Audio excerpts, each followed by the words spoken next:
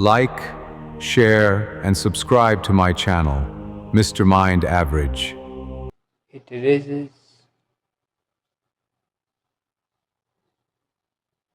a very historical question.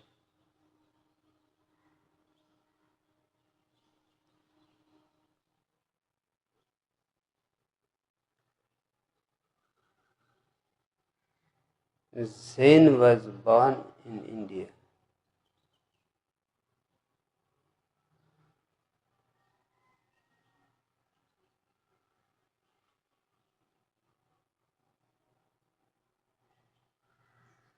In the absurd laughter of Mahakashyap, a close disciple of Gautam Buddha.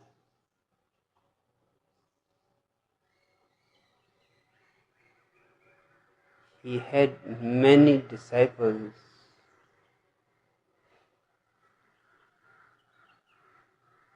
even closer than Mahakashyap.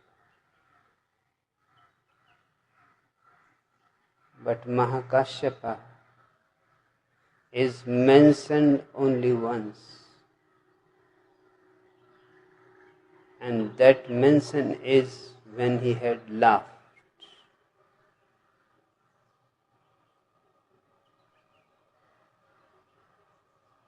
Mahakashyap's laughter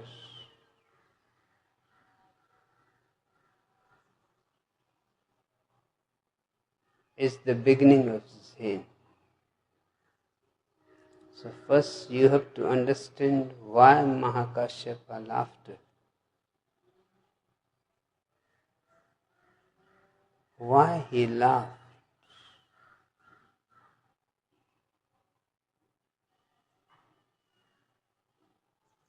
One such beautiful morning as this, and with such beautiful silent people as these,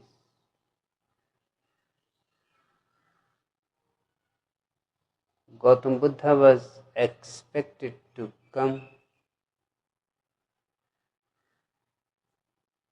and give to them his morning talk. Unexpectedly, he came with a beautiful rose flower in his hand.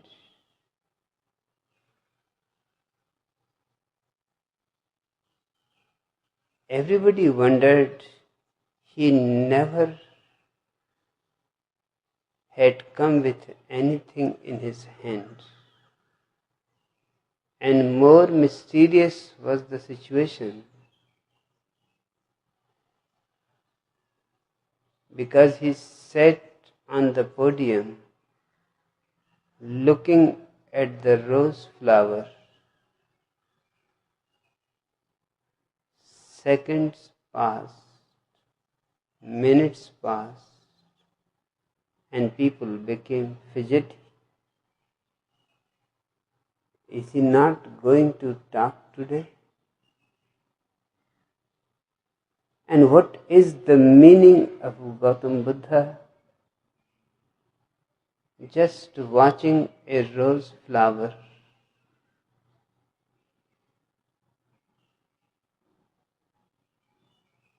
After half an hour it became almost a tension. Something has to be done. He does not look at people, he is looking at the rose flower. At that moment Mahakashyapa laughed. And Gautam Buddha raised his eyes and called Mahakashyapa close to him and gave the flower to Mahakashyapa and told to the people, 10,000 sannyasis, that whatever could be said through words I have said to you, and whatever could not be said through words I have transferred to Mahakashyapa. This is the only mention in the whole Buddhist canon, and it is a vast literature.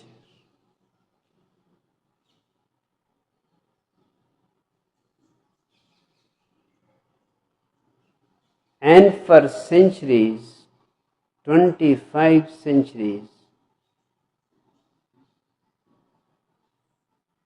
inquirers have been asking the question, why Mahakashyapa laughed and why his laughter was accepted.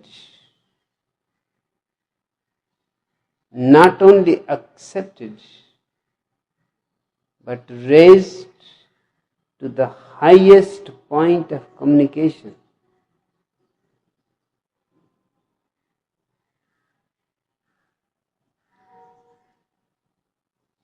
Something transpired in that silent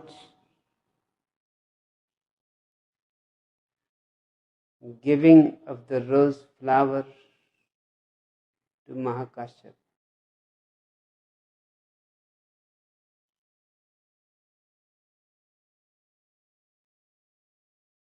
Zen has been since then mysterious. It is the most pure mysticism that has existed on the earth. In India,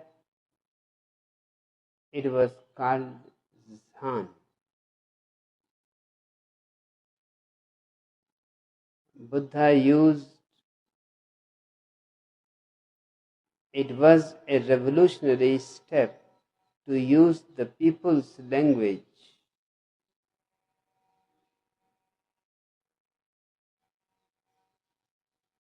Pali was people's language. In people's language, words become simple, rounded, easy. It is the same word in Sanskrit, dhyan. But for the people, dhyan seems to be a little difficult. Buddha never used Sanskrit. You may not be aware that Sanskrit has never been a living language. It was only a language for scholars.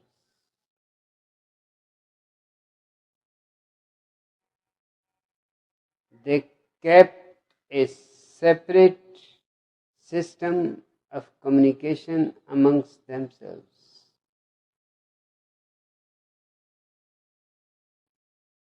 Buddha was the first man in India who revolted against this ugliness. Everything should be said in the people's language. It should not become the monopoly of the scholars. It should not give the scholar a great ego.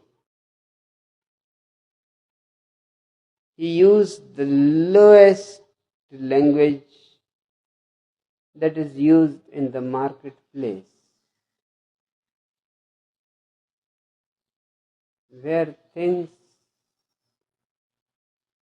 change. Words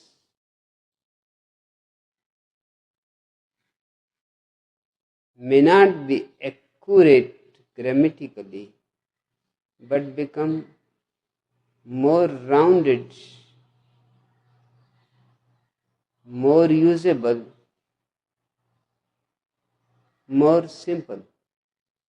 Dhyan became Zhan. In India, for example, in the villages,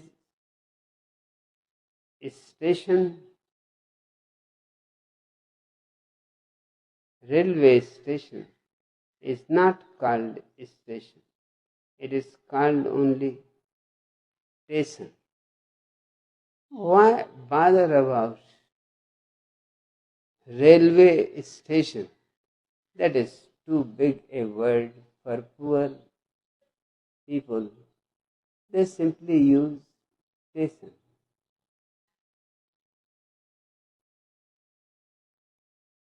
And the same is true about many words.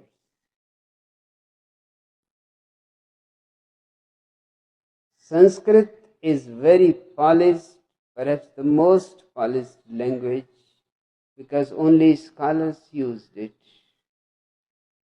And they were very fussy about its accuracy, grammar. Buddha simply dropped that.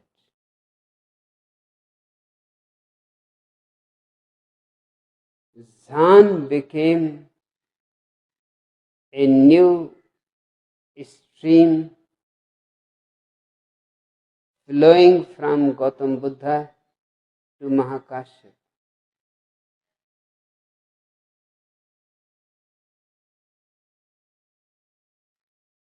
You will know what was transferred when between your master and you something happens in silence. Because Buddha said, what could be said, I have said to you. And what could not be said, I give it to Mahakashyapa. This rose flower is only a symbol of recognition that Mahakashyapa will represent the unsayable.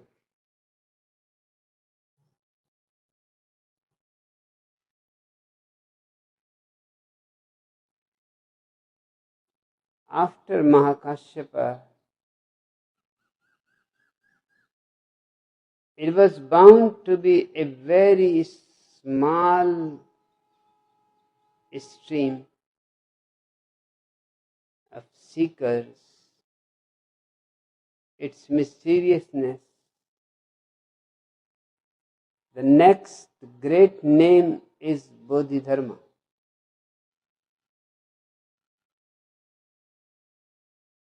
His master told him to go to China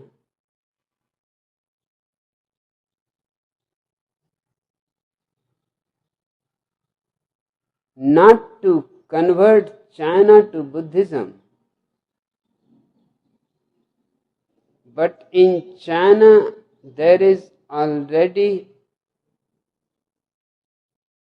a fragrance existing, created by Lao Tzu, Chuang Tzu, Li Tzu. Truth is nobody's monopoly. It will be good if you take the treasure that Mahakashyapa has given from generation to China and let these two beautiful streams of mystics meet.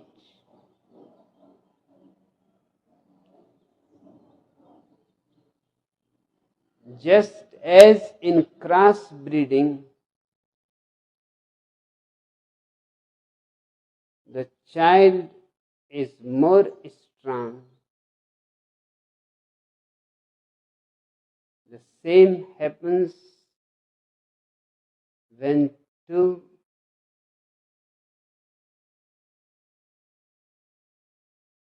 streams thought or of no thought meet, merge,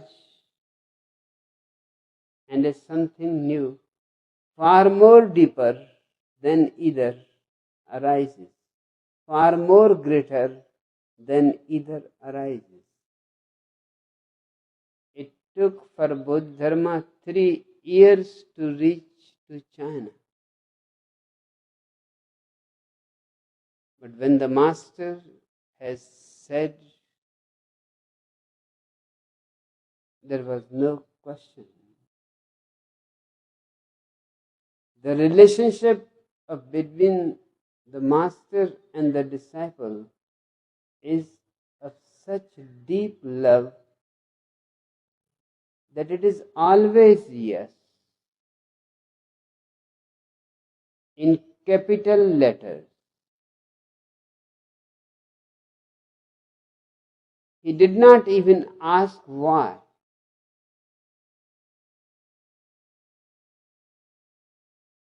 The Master must know.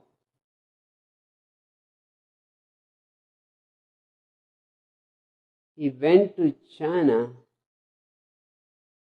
and the cross-breeding happened. What was Zan in Buddhism was even made more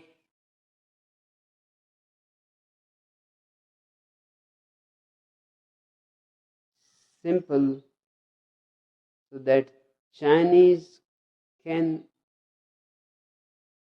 understand and use it. It became Chan.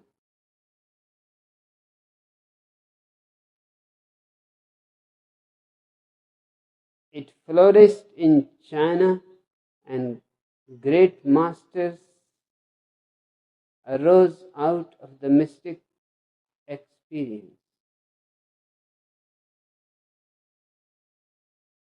From China it was taken to Japan.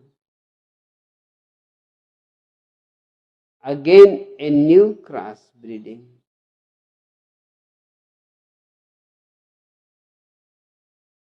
The word from Chan became Zen.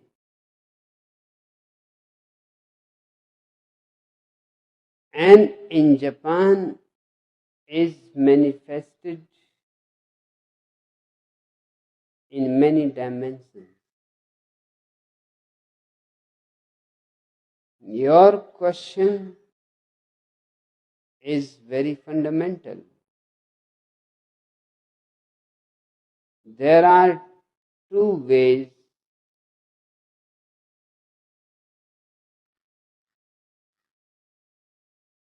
to disappear as a personality. One we can call grounding, and one we can call centering.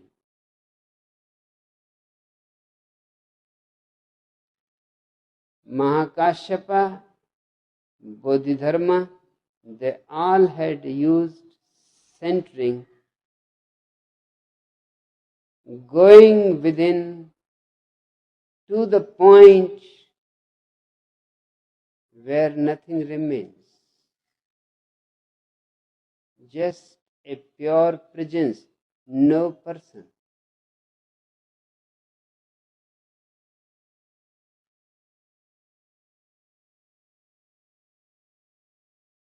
The same became even more beautiful with the great heritage of Chuang-Tzu, Li-Tzu, and Lao-Tse. They were also people of century. They were exploring their interiority to find themselves, and what they found was an absolute sense of anybody. Even the founder disappears. Out of that state, neither the found nor the founder, neither the seeker nor the sought, but an absolute silence, alive,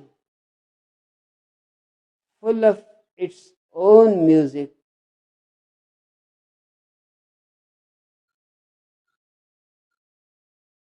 full of its own dance. Seeing this, Mahakashyapa has laughed. That Buddha goes on saying to people, seek yourself, find yourself, and he is tricking them.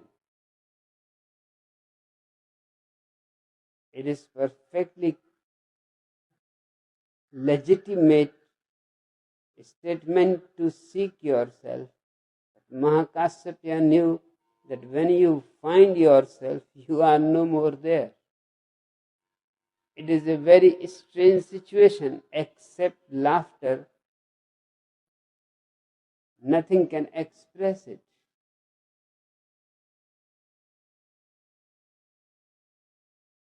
It is an old definition of a philosopher who, in a darkest night, in a dark house where there is no light,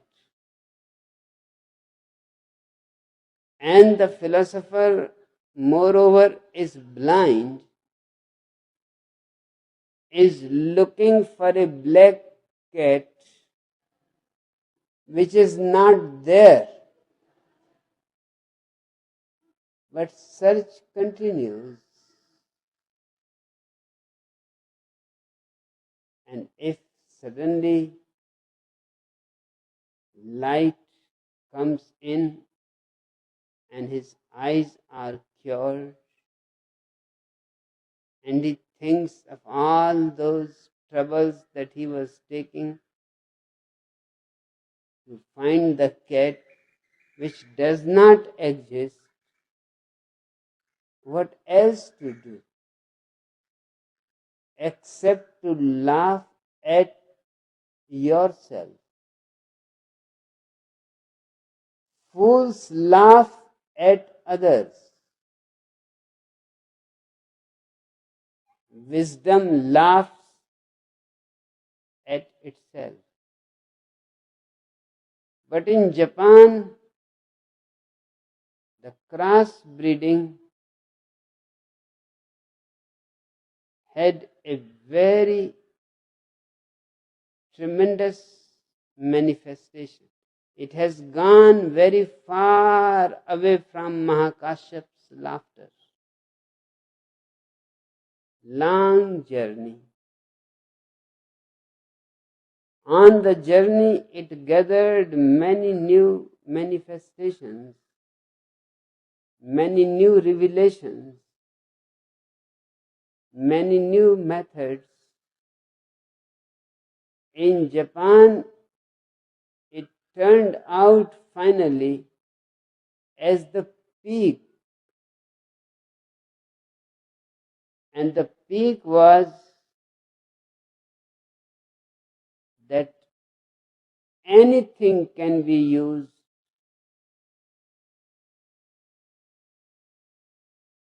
to find the truth. Even a warrior can use his sword fighting with another warrior.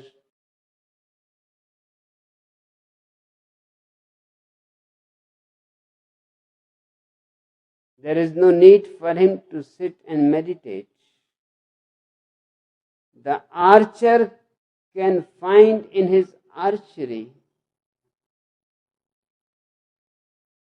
the painter can find in painting, the sculpture can find in sculpture.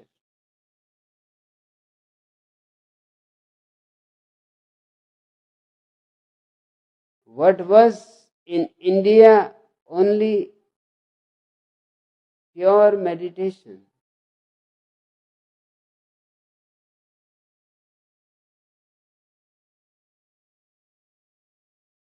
grew in Japan in many branches. Indians cannot even conceive how a warrior, a fighter with a sword can be meditative, or how archery can be a meditative method.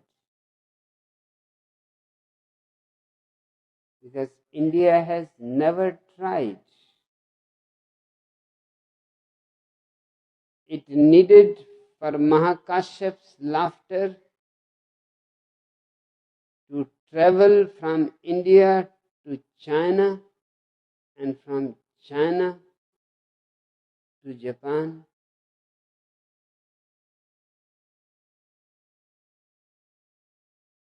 This long travel of 1,000 years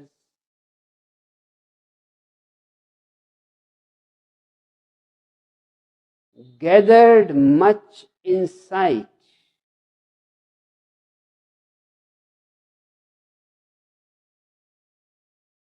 One German professor, Herigel, could not believe he was reading about Zen, could not believe how the art of archery can be meditation. There seems to be no relationship. It seems to be perfect that Gautam Buddha sitting in the lotus posture is meditating,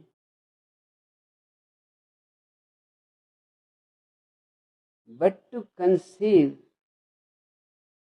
an archer or a swordsman whose effort is to kill the other can be meditative. He went to Japan, and 3 years he was in Japan. And there he found the secret. He learned archery. He himself was an archer, master archer. 100% he was successful in shooting the target,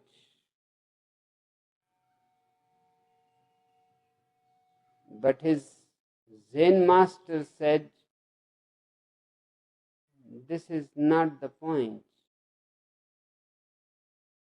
The point is not there in the target. The point is within you. Are you grounded? He said, in the West, we have practiced archery for hundreds of years. Nobody has thought about grounding. What is this grounding?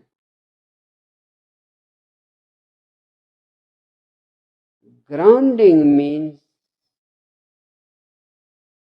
you become almost part of the earth and allow the gravitation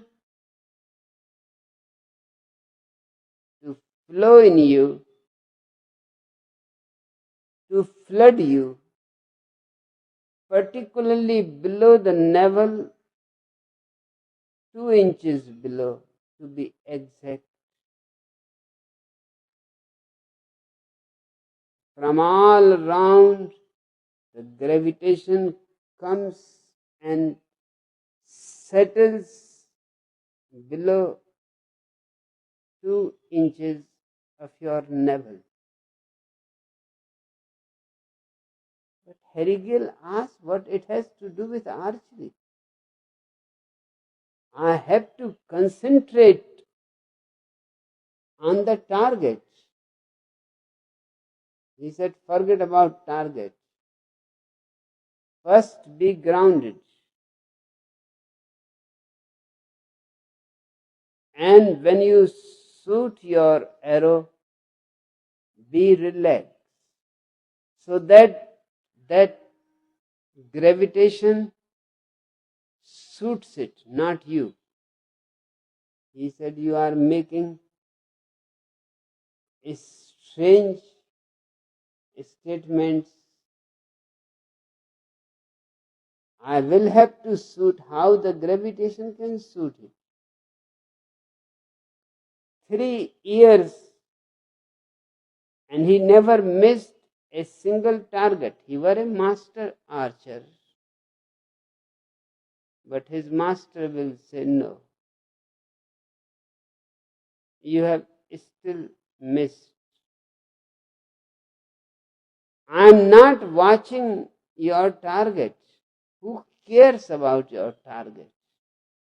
I am watching you. You are the target. And why 2 inches below the navel? That is the center of life. It is from there you are connected with your mother.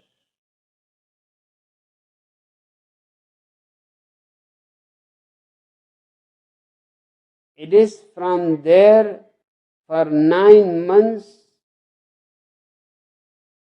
you are supplied everything that you need and you don't have to do anything. You are simply relaxed.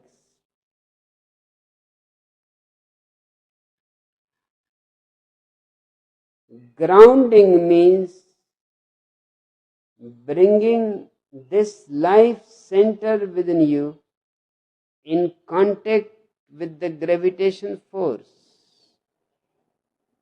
so that the gravitation force start filling it, and a moment comes when you don't shoot the target. Certainly you aim, but the arrow as if shoots itself. The gravitation force is enough to take it to the target. 3 years and a German mind. Finally he gave up. He said, you are driving me crazy. Day and night I am thinking how to do it. And the master said, that's what I have been telling. Don't think how to do it. Let it happen. Just have enough energy. So it happens. Finally he decided to go back. 3 years are enough. And not even a single time the master said good. He always said, you missed again. Every day he will come and every day he will be a failure. He told the master that I am sorry, but I could not get the point. And tomorrow I am leaving. So tomorrow I will come to say goodbye.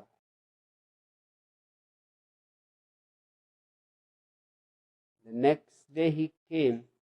The master was teaching another disciple, and Harigale was sitting on the bench, simply watching because it was not his business. He is finished with it. If he cannot get in 3 years, he cannot get in 3 lives. It is beyond any logic what he is saying.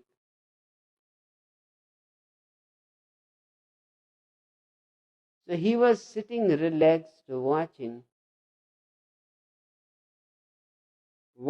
the master, because the master was showing the new disciple.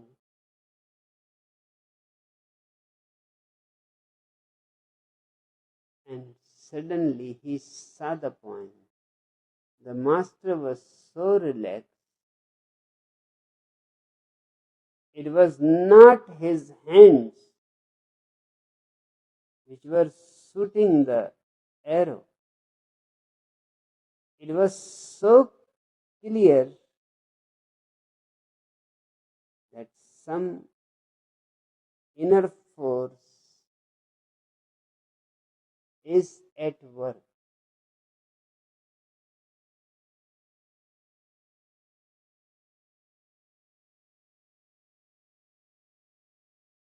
Spontaneously, he stood up, went to the master, took the bow and arrow, and for the first time, master said, I can certify you have achieved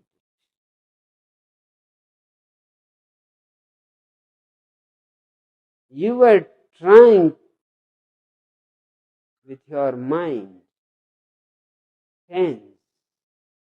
Today, it was just accidentally. You were relaxed, sitting. It was not your business. You are finished with it. And because you were finished with it, your eyes were clear, your heart was silent. You were watching in deep peace and silence, and you could see. For 3 years, I was trying to show it to you, but because you were in a hurry to learn quickly and go to Germany, and now there was no hurry, you were going to Germany, I can certify you that you have achieved not only the art of archery, but simultaneously the art of grounding. And the moment you are grounded, as if trees are grounded deep roots in the earth,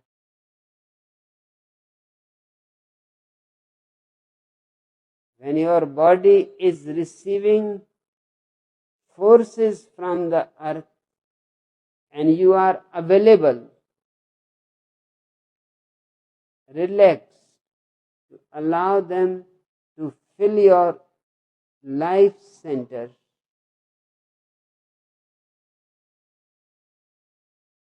the mind stops functioning. The time stops. So just by the side, meditation happens.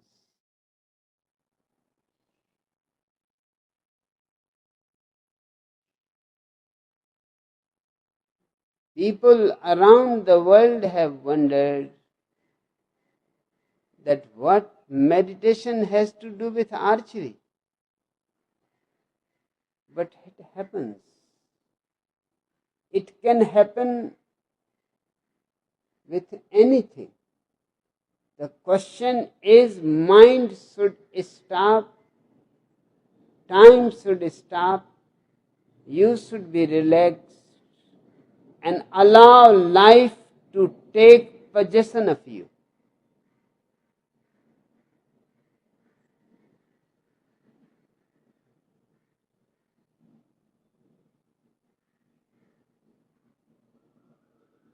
You are asking, the other day you said it was easier for one to meditate when one was elevated from the earth, such as on a tree. In Aikido, one of the fundamental principles is to feel the body connected with the gravity of the earth. Is there any contradiction in it? No, only variety. Either you be connected with the earth or you be connected with the sky. You have heard the word gravitation, perhaps you have not heard the word levitation. Just as earth pulls you towards itself, the sky pulls you towards itself. The pull of the earth is called gravitation, and the pull of the sky is called levitation. So, either way, you can manage. The earth is your life, so is the sky. In fact, my suggestion is that the sky is far vaster than the earth. Its energy sources are inexhaustible than the energy of the earth. It is enough for a small human being to be filled with energy of the earth. But if you really want to know the universal force,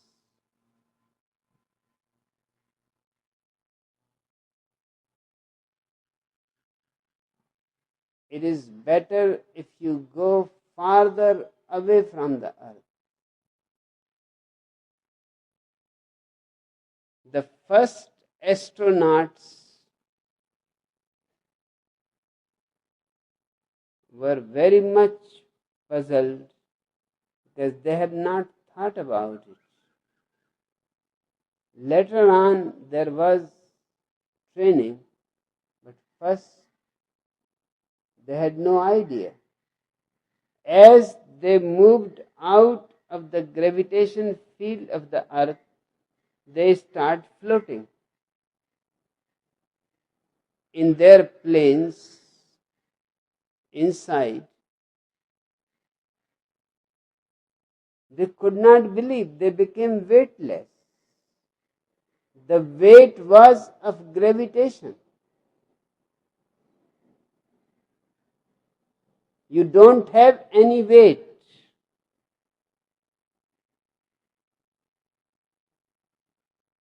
The moment you become weightless, if you are aware that this weightlessness can be associated with meditation,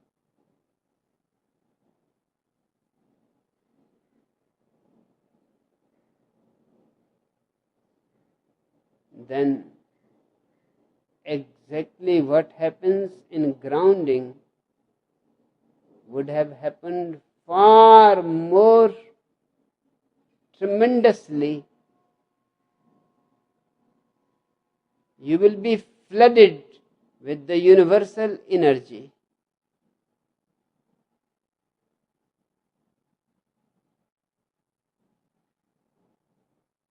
But because the astronauts were Western people, they had no idea of energy. They became even more tense, more afraid that what is happening. Somehow they tried to grab their belts, tied themselves with their seats. It was such a shocking experience. You just think if you start floating,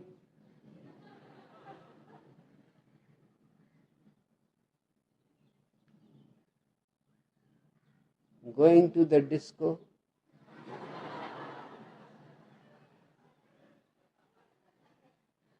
or just a visit to MG Market,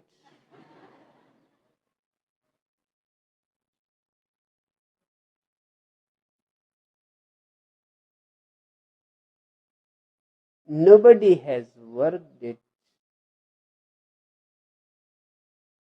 Hence, it has no name.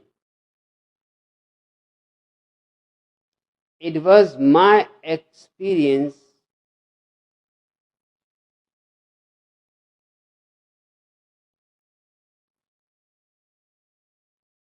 that in water, in a river, gravitation is nullified.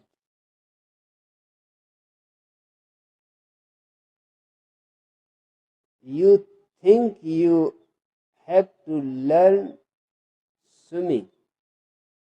It is not true. Just somebody has to push you in the river and you will swim. First you will shout, save, help,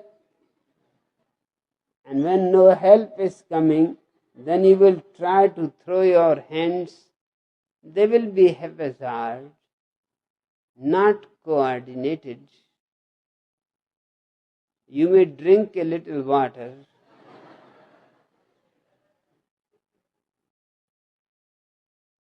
and you know perfectly well that just float a dead body in the water and it does not drown. It does not know swimming. It has no idea.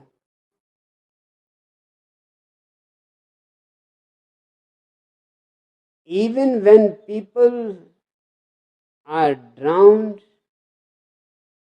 because they thought they don't know swimming and made so much fuss and created trouble for themselves,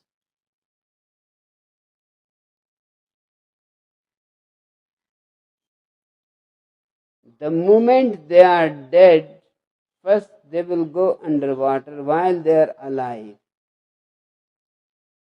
Once they are dead, they are perfectly swimming on the surface.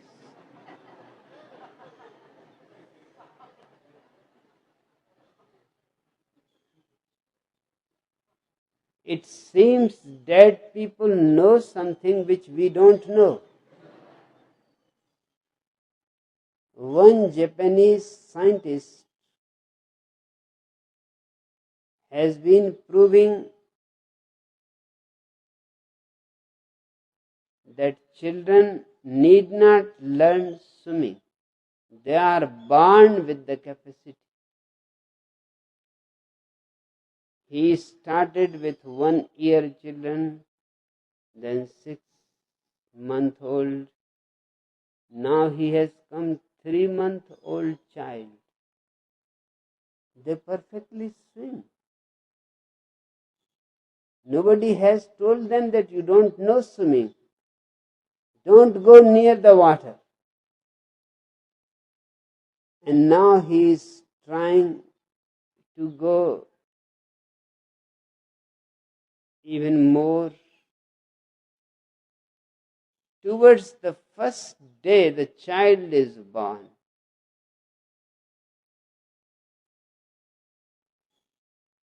his hypothesis is, and I agree that it will prove right, the child will swim.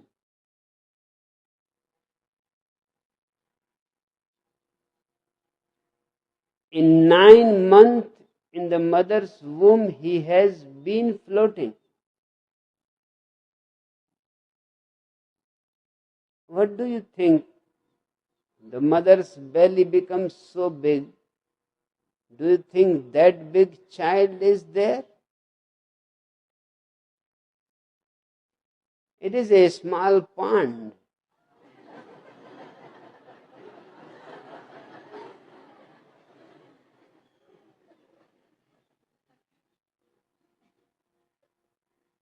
And mothers know, they start drinking water more.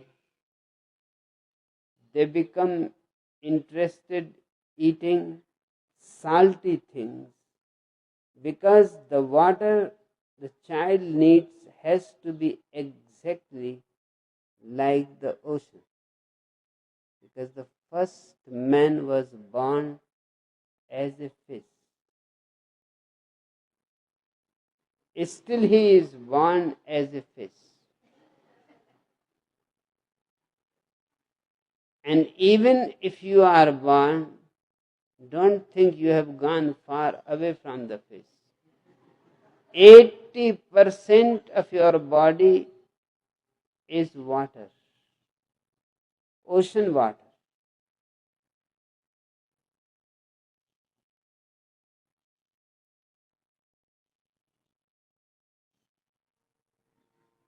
Nobody has worked out. It happened to me accidentally.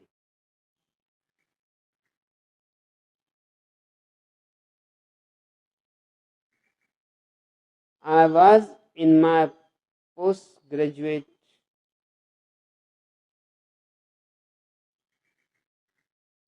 class, and just behind my hostel there was a small hillock with 3 trees, and it was difficult to find any place where you will not be disturbed, particularly if you are meditating.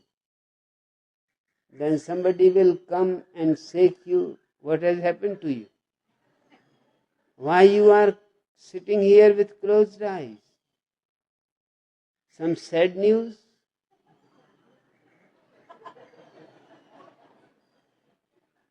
And thousands of students, hundreds of professors, somebody is bound to come. If you close your doors, they will knock, and if you don't open, they will call the fire brigade. That something has gone wrong.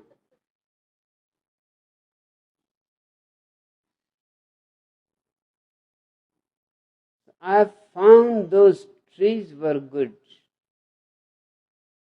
I used to climb the tallest tree and strongest tree and sit there. It has a very beautiful place where two branches separated, and I used to meditate there early in the morning,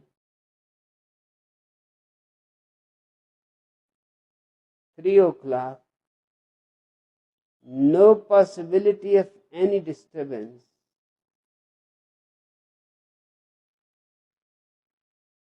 I was amazed. I will sit under the tree.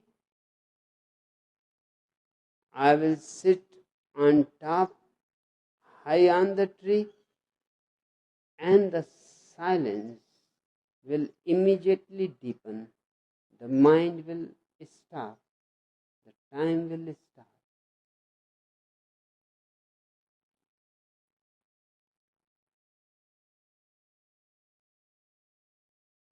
Aikido is perfectly right, and what I said is not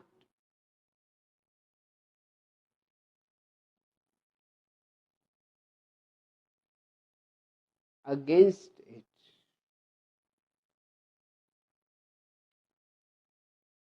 Just like Aikido, another science is needed.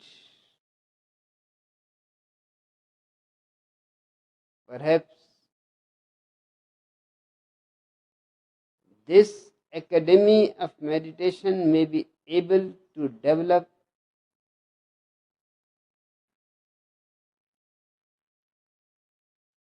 and my experience is that not only the gravitation helps you to be filled with life, the tree also helps you to be filled with life. It is life.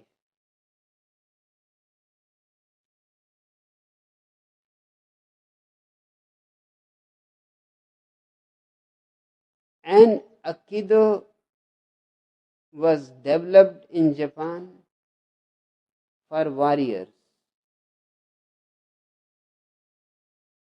Archery for archers.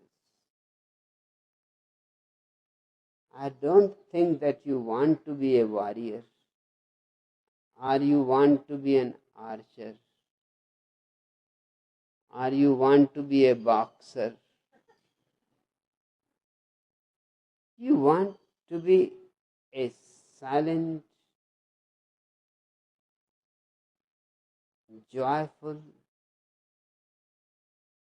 loving awareness.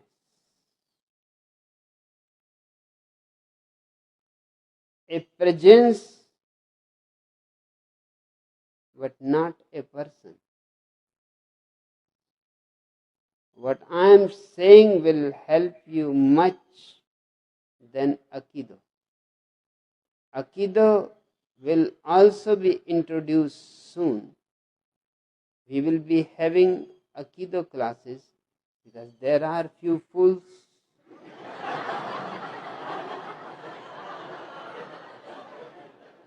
they have to be satisfied.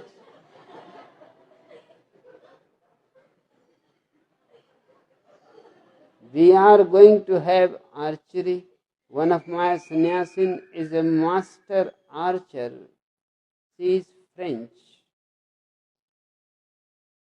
She is ready to come any day if we want archery, but she is not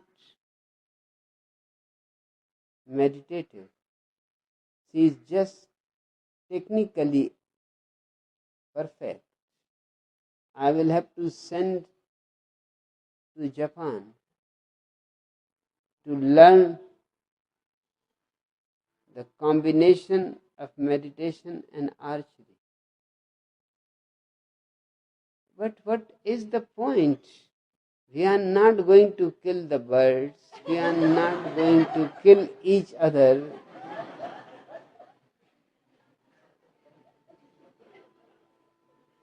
And if you want a perfect archer, the simplest is, I have always loved the story of a king who was passing through a village. He loved archery. He himself was a master archer. He could not believe that in that small village there lives someone who is a greater archer certainly than himself, because he has not been 100%. Once in a while the target is missed. But there he saw on trees circles, and exactly in the middle the arrow. On many trees. He said, this is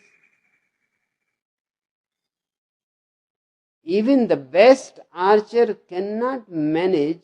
It seems so perfect. I want to meet the man.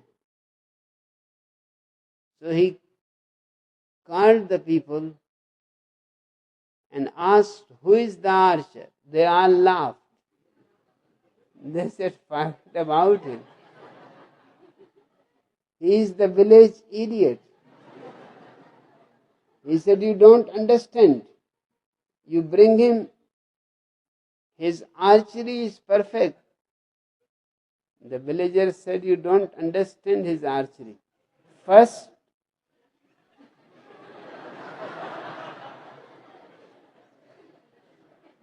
he shoots the arrow and then he makes a circle around it.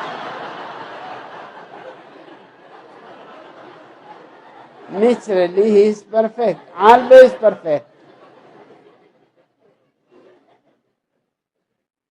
And we have told him that this is not the right way. First, you should make the circle on the tree, and then he should, in that way, one can miss. This is a simple way, you never miss.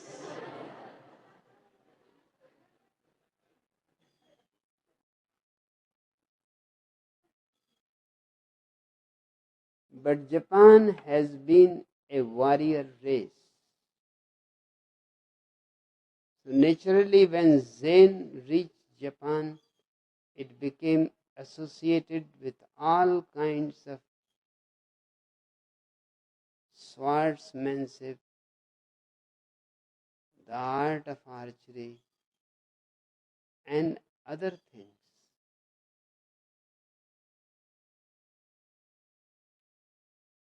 But they have retained the essential of Zen in it.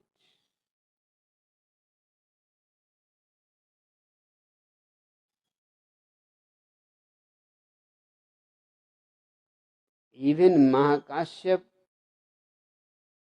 will not be successful in archery.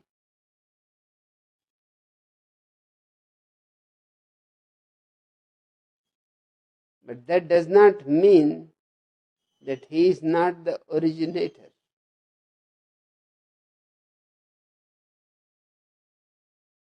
I don't think Gautam Buddha will be able to pass Aikido examinations. He is bound to fail. But that does not mean that this whole Aikido is just a far away echo from Gautam Buddha's experience of his own being. There is no contradiction. Just remember one. Whatever you are doing, chopping wood, and you can be meditator, or carrying water from the well, you can be a meditator. Meditation is simply a silent thread inside you. You can do anything, just that silent thread should not be disturbed. Be careful that your awareness remains, and then you can do anything.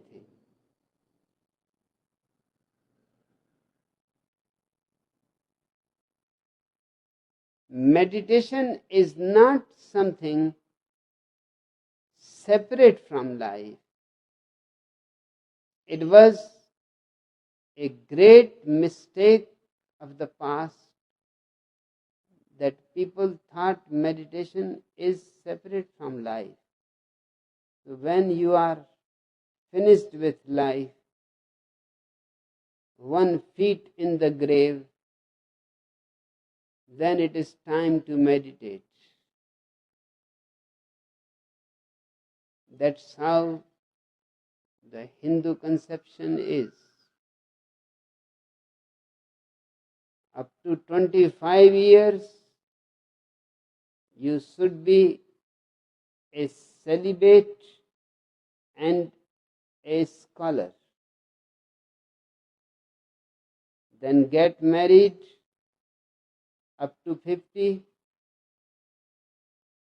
business and all kinds of things of life, children. And when you are 50, then turn your face towards the forest. Don't go yet, just turn. Because your children may be small. So just start preparing. It is called Vanaprastha. Just preparation for going to the forest. 25 years. 75 and you leave. Your children will be almost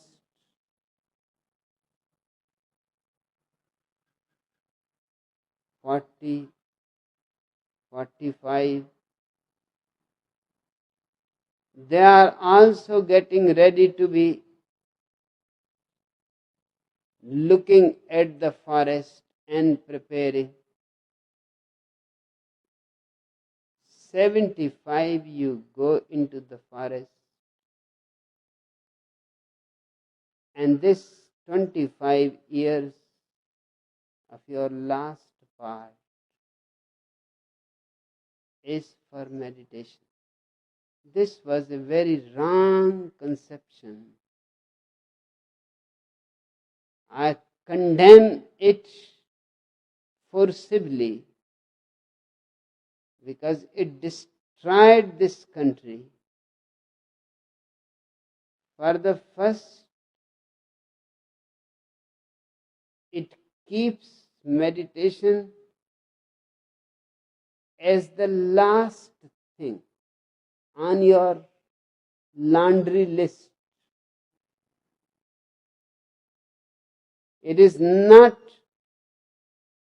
a priority. Secondly, it creates a division between meditation and life, which is not right. Life can be meditative. Meditation can be a joyful life. And thirdly, very few people live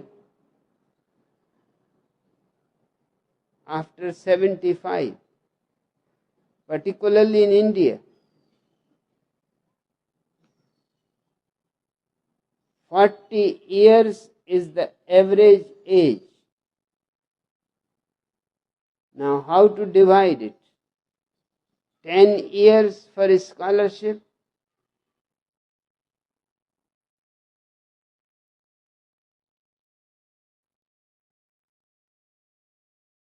the other 10 for marriage, the other 10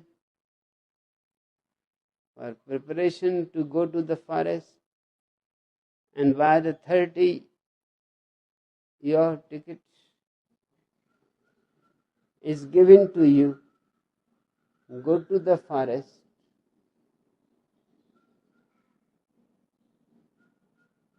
and the idea of 100 years is absolutely imaginative.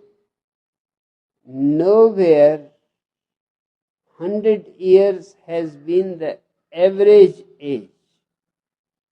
Even in the most developed technically, medically, scientifically countries, 100 is not the average age.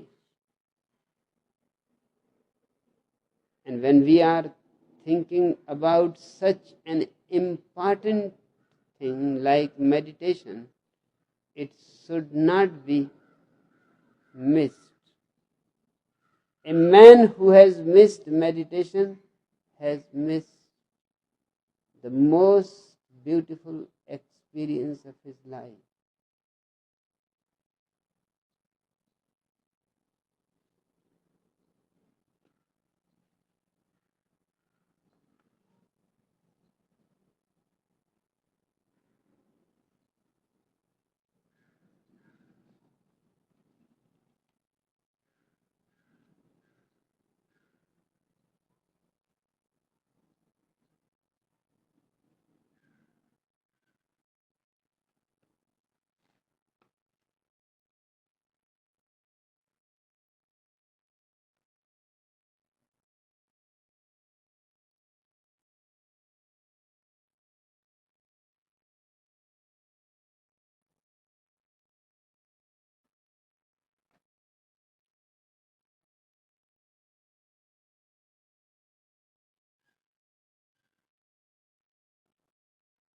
Now, few moments for prayer.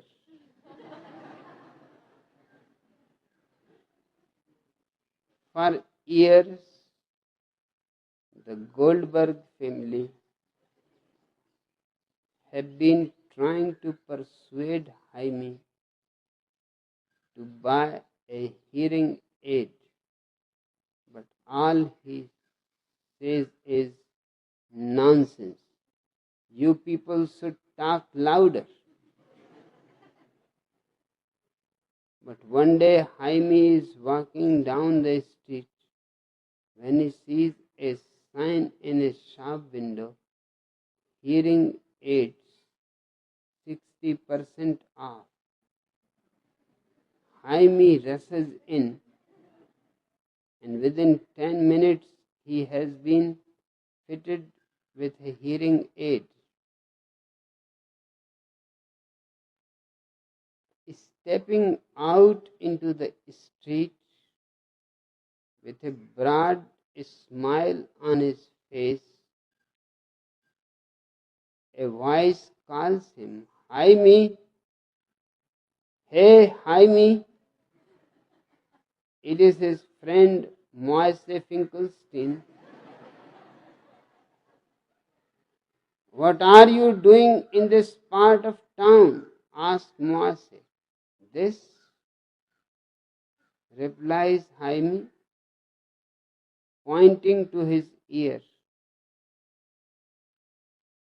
It is wonderful. My kids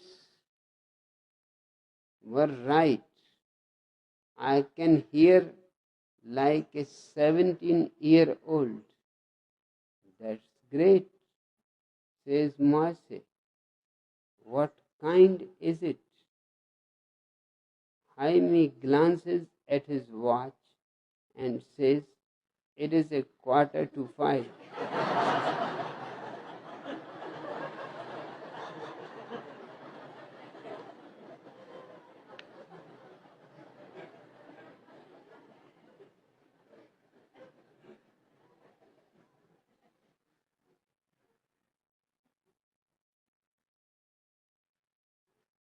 And the last, an American from Texas goes to England for a holiday. And when he walks into a cafe, he asks the waiter for a cup of black coffee. The waiter replies, in England, we serve tea. We have 3 types of tea. We have orange, pekoe tea, which is 80% aroma and 20% substance. We have herbal tea, which is 20% aroma and 80% substance, and we have English tea, which is preferred.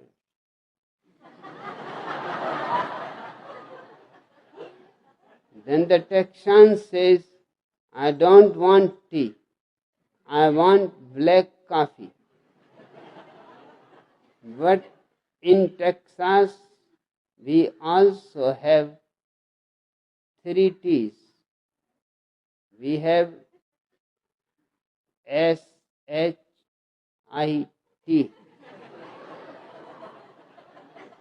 which has 80% substance and 20% aroma. We have FART, which has 80% aroma and 20% substance.